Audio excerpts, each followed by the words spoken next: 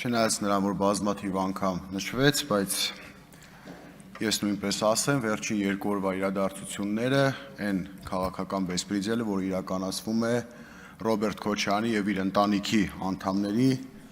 հետ կապված։ Այսպիսի մի խոսքը, ասում եմ, նույնիսկ ոզնուն է հայտնի, որ սա քաղաքական հետապնդում է։ Որքան էլ որ փորձեք ինչ-որ իրավական հիմնավորումներով, տարբեր ելույթներով ասեք, այս հողը վերցրել են, սենց են արել, չգիտեմ, մյուսը նենց են արել։ Պարզ է, այս գործը 2018 թվականից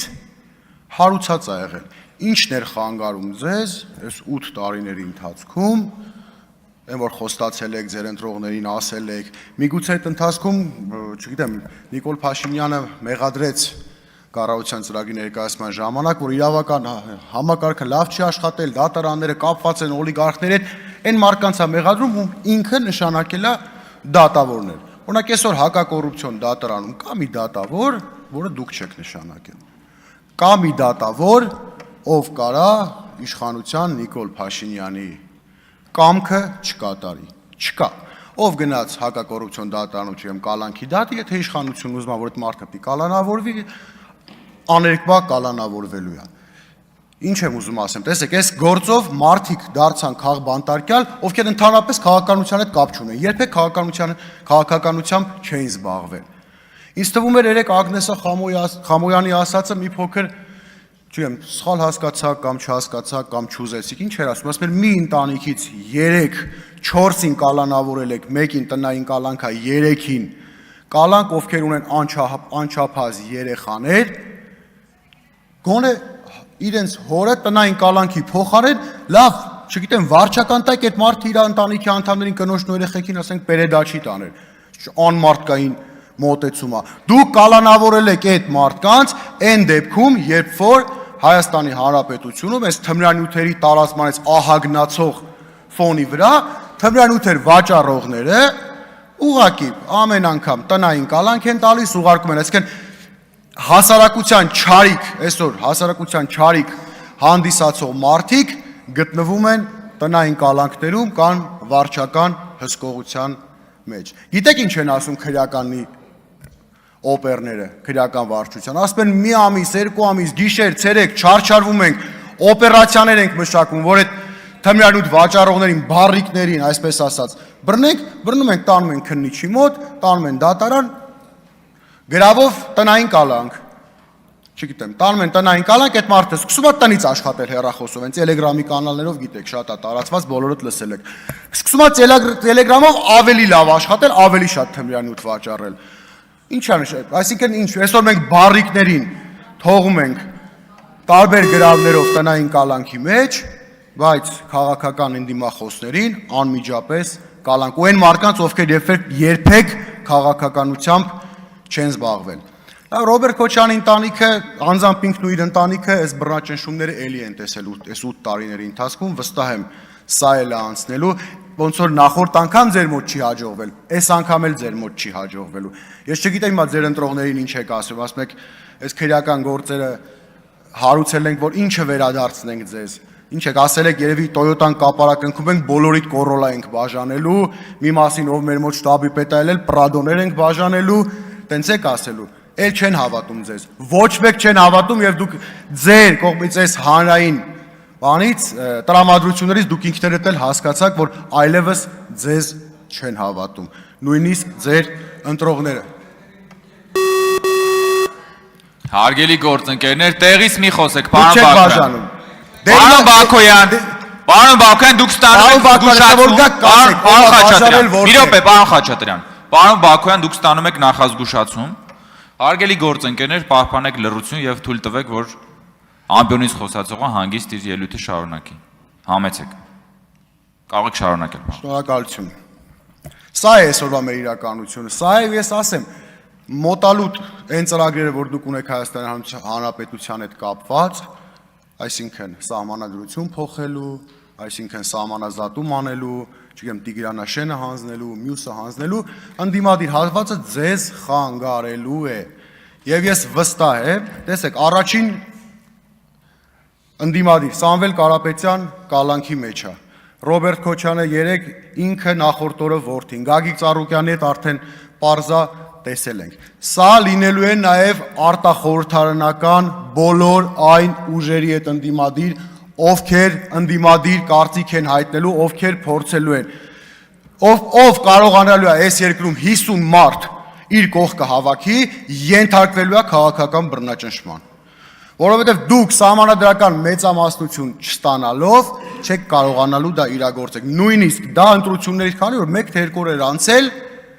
Հաջիևը, Հիկմետ Հաջիևը շտապեց Հայաստան, որ գա ասի, բա հիմա որ չեք ստացել այդ սահմանադրական մեծամասնությունը, ոնց եք սահմանադրությունը փոխելու, որտեղ մենք պայմանավորվել ենք խաղաղության պայմանագիր կլինի միայն այն ժամանակ, երբ որ դուք սահմանադրությունը փոխեք։ Չգիտենք, նախկին քարտուղար Արմեն Գրիգորյանը Նիկոլ Փաշինյանի ցուցումով ինչ ասեց Հաջիևին, երևի թե հետագայում դա կպարզվի։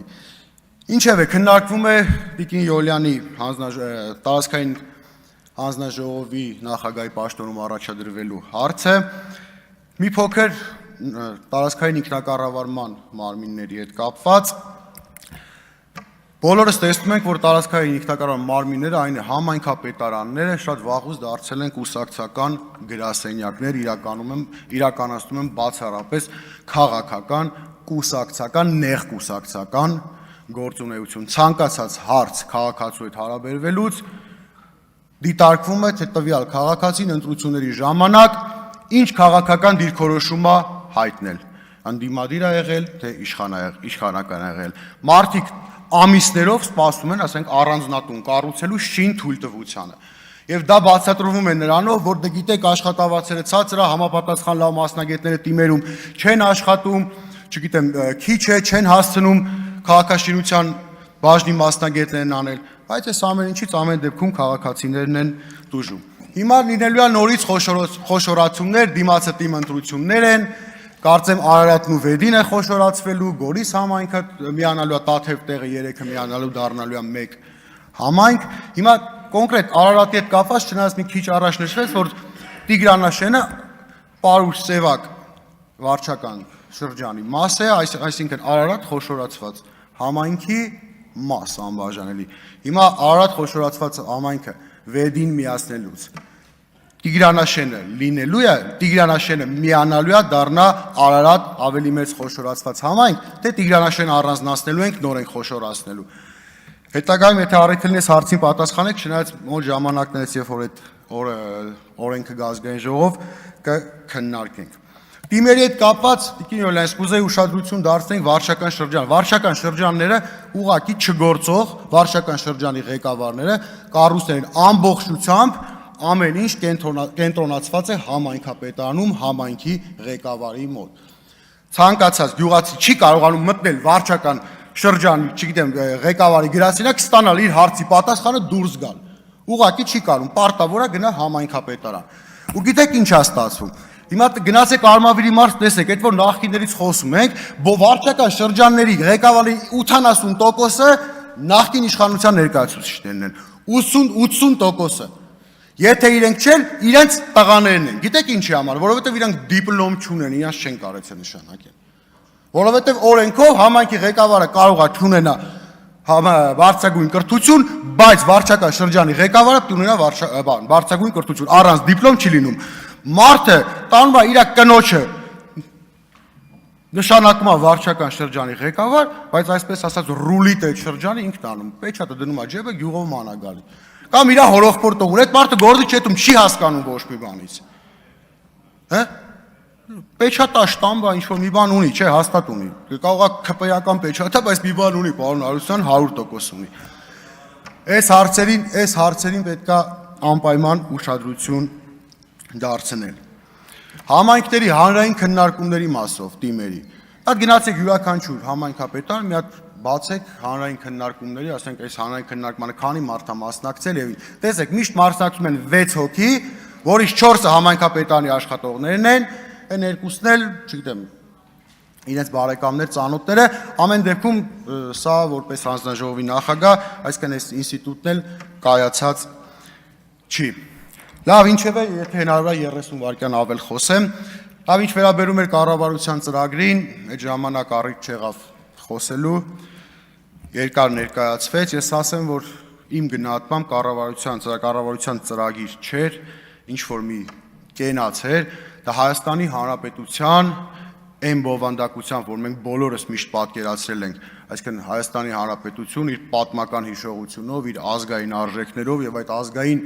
արժեքները մեր սերունդներին փոխանցելու այդ ամբողջ բովանդակության մեջ, կարծես թե սա Հայաստանի Հանրապետության մահախոսականը լիներ, որը մենք ձեզ թույլ չենք տալու։ Շնորհակալություն։